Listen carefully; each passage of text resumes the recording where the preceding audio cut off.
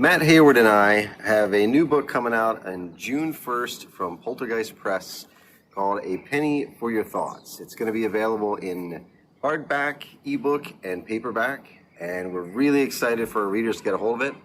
I am actually recording outside today because Pennsylvania has been, I was ready to build an ark, to be perfectly honest. So there is a glowing yellow orb in the sky, and I figured it would be nice to be outside today. So I'm here, and today I'm going to read the first chapter of A Penny for Your Thoughts.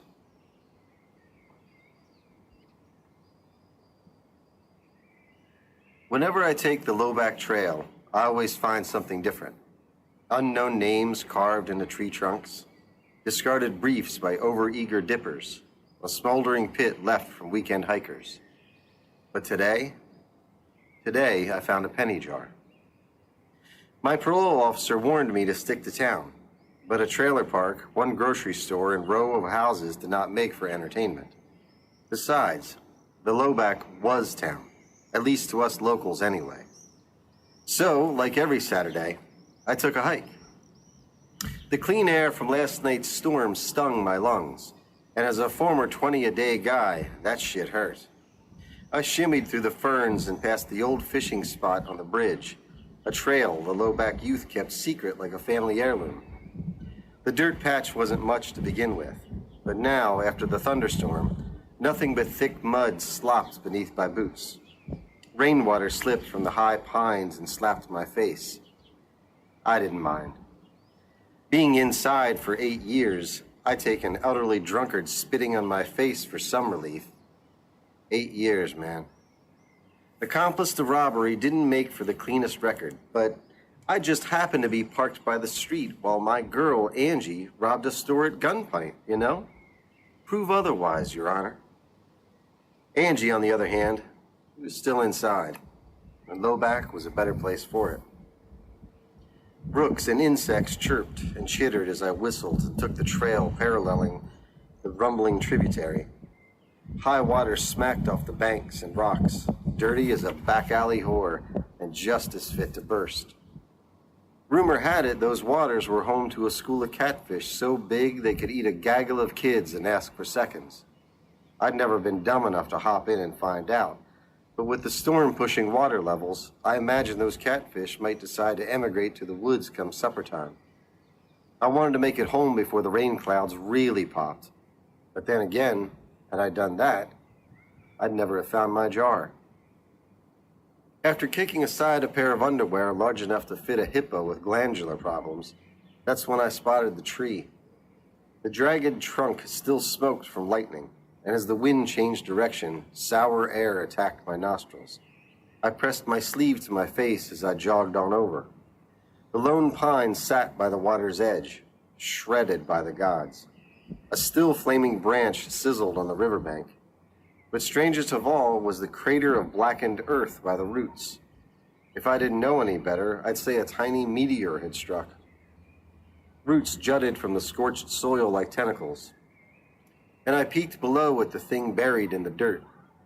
Rainwater rolled down the filthy glass. A jar. My first thought turned to drugs. Could someone have buried paraphernalia for a pickup? Would that attract lightning? Then, as stupid as it sounds, I thought, silver. Did we have a millionaire Lowback hillbilly hiding treasure outside of town? Parole officer be damned. My hands itched to find out. I scanned the woods for hikers before hunkering down and pawing at the muck. The dirt came free in globs, gathering beneath my nails, but I soon shimmied my hands around the glass and pulled. The object popped free, and I went bass-ackwards as the thing shot through the air, thumped the soggy ground, and rolled as I scrambled to my feet, and my treasure barreled toward the tributary. Motherfuck! I bolted and snatched the jar just as it started down the bank to the catfish. Then I caught my breath. I took inventory of the woods once more. Only the sparrows and catfish knew my whereabouts, and the hissing rain cloaked my labored breathing. I hobbled to the shelter of a canopy, squatting back against bark as I rolled that cold jar about my open palms. A seamed glass cookie jar. The very thing Pop used as a swear pot when I was growing up. Sometimes I think he cussed just to give me pocket money, the kind of man he was. Fuck, shit, cock, fuck. And there's your candy. Go on up to the store and grab me some tobacco while you're at it, like magic. Like magic, I mumbled, and popped the lid before peering inside. I expected a rank smell, maybe from a dead animal some psychotic child had shoved inside. But all I found was paper, lots of paper. My brow creased. I wiped my hand on my jeans before slipping in 2 fingers and snatching a piece. Then I pulled a tiny, ripped scroll free and found myself surprised at the weight. Someone had shredded a notebook page before rolling the sections into tight little scrolls. The years only strengthened that fold, and once I unraveled a piece, I placed it on my knee and held it open. There lay a single penny taped next to handwriting. What the fuck is going on here? I peeled the tape and held the coin up for inspection. A 1952 Lincoln wheat penny. Pristine. I pocketed the coin before I studied the paper, cursing as raindrops marred the page. The scrawl reminded me of someone using their bad hand or a drunkard's love letter. Then I realized what I was looking at. A child's handwriting. To whoever cares, it read, I'm not asking for a Raleigh, just a bike, any bike. Stop Casey making fun of me, please. Is that too fucking much to ask? God damn, I couldn't help it, man. I laughed. I laughed damn hard. I read it twice over before pocketing the thing and climbing to my feet. Shaking my head, I had one thought. What else had this kid wished for? The heavy jar promised lots of reading material, that's for sure, and I took off home as I recapped the lid. I didn't want a single page damaged. What would I have wished for as a kid? Probably a mountain of Fun Dip, Pop Rocks, and everlasting gobstoppers. Something stupid like that. But shit, this kid had balls, man, and I needed to know more. I took off home with rockets in my boots. Briarwood Estates trailer park emitted a soft glow as families wasted the afternoon watching TV. Pop's home sat at the far end by the welcome sign, no more than a trailer without wheels, and I beelined there as thunder cracked and pregnant clouds pissed ice water. The wind had knocked June Randolph's seeds for sale sign down, and I made a mental note to fix it come morning. Her and Pop always got along. Then Kenny Williams burst from his mobile home. Kenny, what's happening? He slogged across the lawn with that ball of beer belly sloshing beneath his wife beater. That man could run naked in the Arctic and still say, it ain't that cold. He sniffled. Hey, Joe.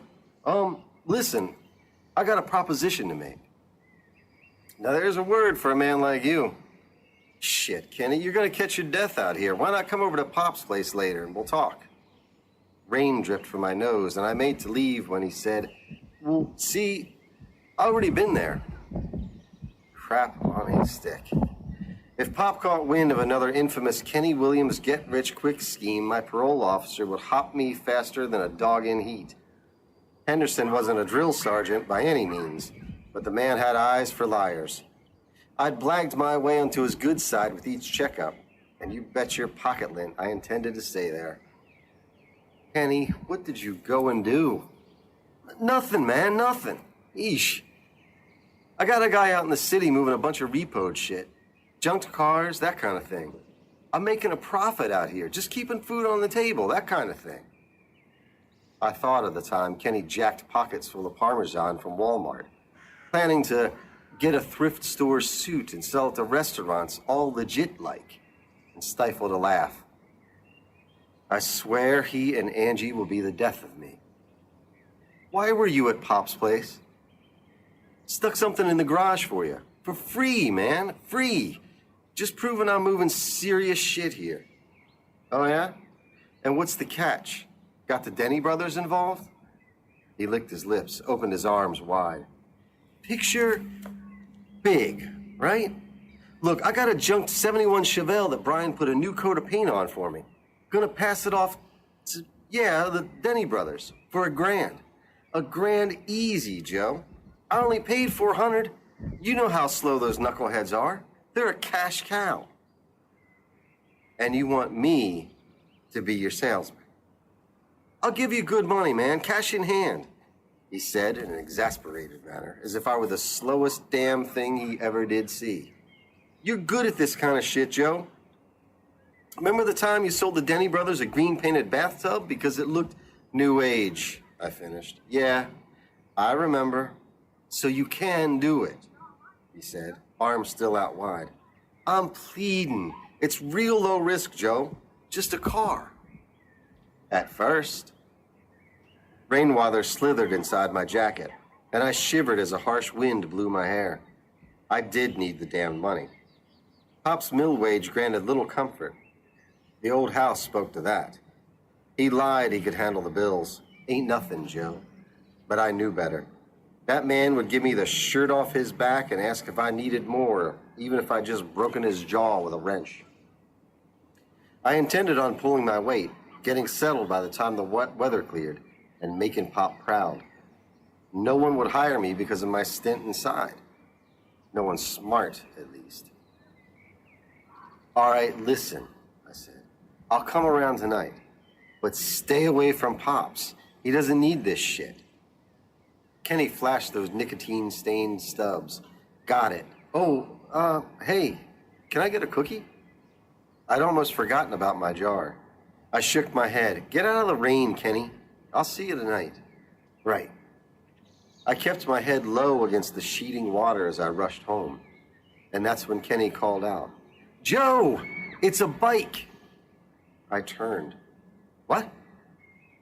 It's a bike, what I left you. A serious present for a serious deal. Thought you could take it up to the lowback sometime, you know, now that you're out and getting clean. Bike? Something cold and hard twisted in my gut. What kind? I asked. A Raleigh, he said and smiled. Come on, who doesn't want a Raleigh? Pop sat at the kitchen table holding the morning newspaper. A cup of black coffee rested beside him, probably untouched, and room temperature at best. My father was nothing if not a creature of habit. He wore his weekend clothes, a flannel shirt, faded jeans, and scuffed moccasin slippers. Every other day of the week for the past 22 years, he donned his dark blue work clothes for the lowback feed mill. Took every bit of overtime they offered if he could, and never took a day off. Hard-working man through and through, my dad. He glanced at me as I shut the door and stepped into the living room. Evening, kid. Hey, Pop. How's the world this morning? Going to hell in a handcart, that's how. Nothing gets my piss hot like reading about the government these days. Stupid sons of bitches. And why do you keep reading about it? I crossed to the kitchen counter and poured a cup of coffee. Black. I used to hate it that way. But when you're on the inside, sugar and creamer become valuable trading commodities. Now I look forward to the bitter taste. Pop let the top of the newspaper fold and peered down at me. Because knowing and getting pissed off is better than walking around stupid. I laughed and sipped the hot brew. Speaking of stupid, Kenny stopped by after you left this morning. His gaze remained on me. Acted all shifty and nervous like he does. You two up to something? Nah, Pop. You know how Kenny is. Nothing to worry about. Man's dumber than a box of shit and always has been. Don't get mixed up in any schemes he has cooking. I nodded and swallowed another mouthful of coffee. I won't. I know better. Pop grunted and turned his focus back on the paper, flicking out the pages. I headed toward my room and made it halfway down the hall before I realized I'd been hiding the penny jar at my side so Pop couldn't see it. For the life of me, I had no idea why. Pop called out as I made it to my room. Kenny said he left you something in the garage, by the way. Thanks, Pop. My father hadn't touched my bedroom at all during my time inside. And now that I was out, I didn't feel the need to change it. There was something comforting, Something safe about the posters on the wall. Misfits and dead milkmen, screaming trees and Alice in Chains. I was home again, yeah, but more importantly, it felt like home. I sandwiched the jar between my bed and dresser and pushed a trash can against it. Then I appraised my work. Nope, that wouldn't do. I knelt and pulled out the bottom drawer. Lots of band t-shirts and some hoodies I probably couldn't fit into anymore. I lifted them out and froze. A wave of nausea flowed through me, and I felt like getting sick right there on my bedroom floor. I pulled out a length of rubber tubing and held it in front of me. How many times had I used it to tie off and shoot up? I dropped it to the carpet and put the penny jar beneath the old clothes and pushed the drawer shut. The tubing lay on the floor like a dead snake. I looked over at my bed and everything flooded back, throwing up over and over again until nothing but stomach bile burned my throat. The sweating, the chills, muscle cramps through my entire body, twisting and knotting in places I didn't think even could do that sort of thing. Shitting and pissing myself, snot running in rivers like it was abandoning ship. The leather belts buckled at my wrists and ankles, holding me to my bedposts. For my own good. And Pop. Through the whole thing, Pop. The expression on his face, the painful disappointment I had let something else control my life. See? While Angie was busy shoving a .38 revolver at a teenage cashier and demanding the cash from the register, I was sitting in a parked car, shaking in pain from being dope sick. That's why I wasn't inside with her. That's why my sentence was reduced to an accomplice. Because I was sicker than a dog dealing with withdrawal. After the arrest, Pop posted bail and brought me home while the courts lined up all the pre-trial and sentencing bullshit. But that night, the first night Pop took me home, he told me he loved me. I understand he's a kind man, my father, but actually saying he loved me out in the open, more terrifying than getting arrested for robbery. He told me he loved me and punched me with a right hook, the hardest I've ever been hit. When I woke up, I was shirtless and wearing sweatpants, and my wrists and ankles were buckled to the bedposts with leather belts. And hell started. Hard and fast and so deep, I thought it would never end. But Pop got me clean. I'll give him that. I begged and pleaded with him. I screamed so loud I lost my voice. I told him I hated him and cursed his name, called him everything in the book. But he ignored it all and brought me water so I could throw it up again. Cleaned my piss and shit and puke so often I lost count. When it was over, I opened my eyes for the first time to find my body wasn't racked with cramps. I loved him even more.